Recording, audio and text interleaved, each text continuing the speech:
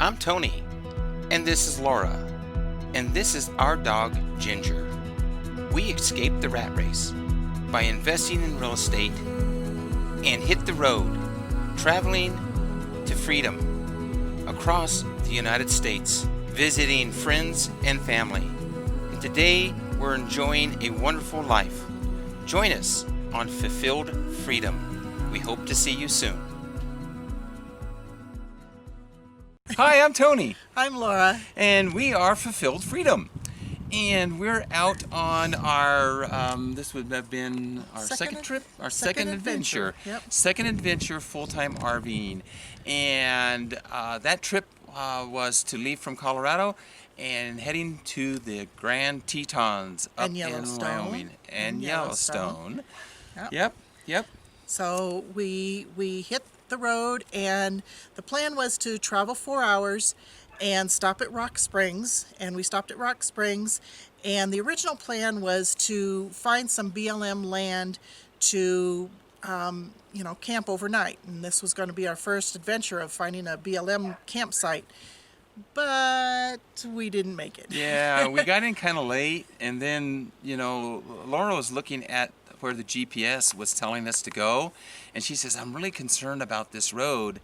And I mean, we got in kind of late. It wasn't dark, but it's just like getting late. It was unknown. So we said, well, gee, was it Campendium? Who was it that we found out? Campendium that we heard about? Yep. The Sweetwater Event Center, which is like a fairgrounds, and they have rodeos and stuff. Well, that's where Escapees was going to have their big event. Oh, that's right. So that's where I originally learned about it. Yeah. And so we pulled in there, and it wasn't bad because since we were part of Escapees, we got a discount, and it was, how much was it? It was 30. But it was full hookups, 50 amp. Yeah. And you were out in the fairgrounds areas, but it was a really nice area. They had great showers. I mean, the restroom facilities there were really awesome. It was pretty empty though. There was only maybe 5 other campers there. Yep. There wasn't much there. Yep. But we stayed there the night. Yep. Got up the next morning and headed up to Tetons. Tetons. Well, we didn't make it all the way to Tetons. Our campground was in Alpine, which is a little south and west of the Tetons. Yeah. About an hour drive. Yeah. Because we can't go in the national parks because our trailer is a little bit too large for the trailer park campgrounds. Actually, our fifth wheel. Our fifth wheel. Yes. We'll discuss that some more in another video. So we stayed at this Alpine campground, and the camp host was a hoot. She was awesome. She was so awesome. Yeah, but she was really awesome, and it was really nice, and it was nestled around all the trees, and we could run our generators and whatnot. And we were so anxious to get there that when we got there, we forgot to fill up on water. So the camp host was so awesome. She brought us some extra hoses. We needed like 200 feet of hose. And so we hooked up to the faucet and got us some water. So it was awesome. Yeah. So then we got up the next morning, and we made our first trip into the Tetons. I mean, right now, we haven't talked about our golden retriever. You can probably hear her in the background. She's 7 months old. Mm-hmm. We'll bring her. We'll introduce her into one of our videos. But right now, she's like going crazy because we put her in the fifth wheel, and you can probably hear her in the background. And she wants some attention. She wants some attention, but we didn't want her to have her out here for this one. But anyway, so our first trip up into the Tetons, pretty awesome. Yeah, just driving into the Tetons was just phenomenal.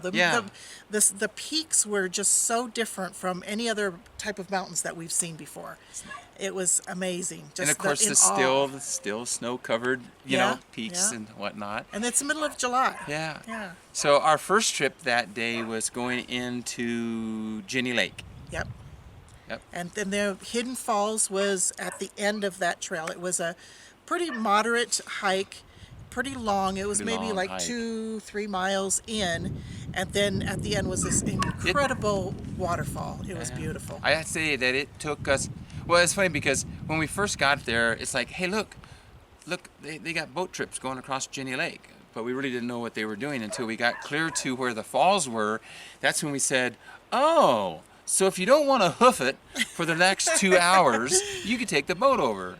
And so we hoofed it over there, and it was a moderate hike. It was a beautiful hike. It was very nice, right along the lake all the way. And while on the hike along Ginny Lake, I had to take a phone call, and it was to talk about a apartment complex in Tulsa, Oklahoma that we are considering buying. That's one thing about living full-time on the road and working full-time on the road. Sometimes you never know when you're going to get that important call. And a little creek along the way. It was a beautiful hike. But when we got to the top, and there was just a lot of people up there. There was. Where the falls were. No social distancing up there. No. But there was, I would say 50% of people had their masks on. Yeah, they did. Yeah. But we chickened out. We took the boat right back because we were beat. It's like, that's another 2-hour hike. We would have been hiking for 5 hours. Yeah. Sorry. I mean, we're not spring chickens anymore. But yeah, so. But it was nice having that boat to take us on back, and we got a boat ride out of it. Yeah. Yeah. And can't remember at that point on that ride in. No, we didn't. We didn't see any buffaloes. It was the next day. Yeah, it was the next day. Yeah. So the next day, we went back, drove back to camp, and of course we go through Jackson Hole, Wyoming each time. So the camp is in Alpine. Go through Jackson Hole, then up to the Tetons, which was about an hour's drive. Yeah. So the next day we went up to Coulter Bay. It's a little bit more north in the Grand Tetons. And we found a little hiking trail there. It was a very easy one, just around the lake, and it was in through foresty areas, but you just felt like there wasn't going to be an animal anywhere. I know. In these woods. And so we met another couple there, and of course they're carrying their bear pepper spray, and they saw 2 bears. They had claimed that they had seen 2 bears, but then they talked to us about a Facebook page about a grizzly bear, $3.99 or $3.39, and her cubs, and that a lot of people follow her. Then they're tracking this bear. Then they're tracking this bear. They're in the Grand Tetons, and they were a really nice couple. And so we hung out with them for a little bit. Yeah. The next day we stopped. Well, actually, after that hike, we stopped at the visitor center, and this visitor center was actually open, which was surprising. But we stopped there and asked the gal about hikes in the park and which ones she recommended. I love to do that because they have the inside scoop of which trails are best. And so we just told them how many miles we wanted to go and what we wanted to see, whether we wanted an easy hike or moderate hike or whatever it was, and how many hours we wanted to be gone. And so she found just the right trail for us. And so the next day we went to a trail called Taggart Lake. And that was incredible. It was so wonderful. I can say that all 3 days, the wisest choice that we make and that we made, that we could recommend to anybody is you get your butt up early. Because these places are always busy, and we all know that when you go to these big national parks and stuff, But we got up at because we had an hour's drive. So we would leave by 6:37 in the morning. We got there by 8. It was 6:30 we had to be on the road. Yeah. And we would get there, and we definitely beat the crowds. We didn't have to park like a mile away just to walk to the trailhead. Yeah. And so we got there early. Well, the other thing that was really cool, and keep in mind that if you're ever up in these areas where you're going to where there's lakes, early in the morning it's really calm. And I've always wanted to be able to get some pictures where you can get a mirror effect off of the lake. And at this Taggart Lake, we were able to do that. And you'll see in some of the pictures here that we got just that effect, and it was so awesome. And there wasn't hardly anybody up there. That would be. I'd love to go back there again. Yeah. That was awesome. Yeah. But there was enough people there that was able to stop and take our picture, and help. We had asked them to take our picture with us. Yeah. So. Yeah. But all the other ones we took, and of the lake and the reflection over the lake, it was amazing. Yeah. But the whole time there in the Grand Tetons, the only thing that we really saw was buffalo, and not a big herd. I mean, just a small amount, and we saw some deer. Yeah. I think that was about it. But on that one trail that we went on Taggart Lake, there was a noise out in the distance. Oh, And that's it's right. like, what was that?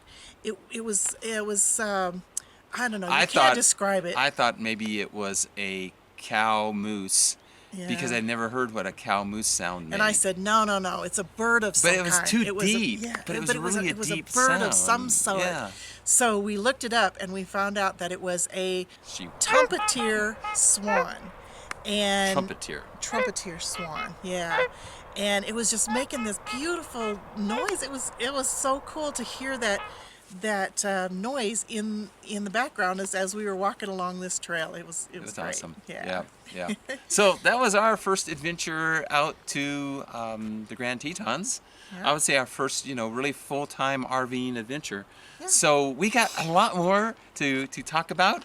And, if you can, and if you'd like to join us and follow us on Fulfilled Freedom, be sure to Hit the subscribe button and the notification bell. And be sure to like the video.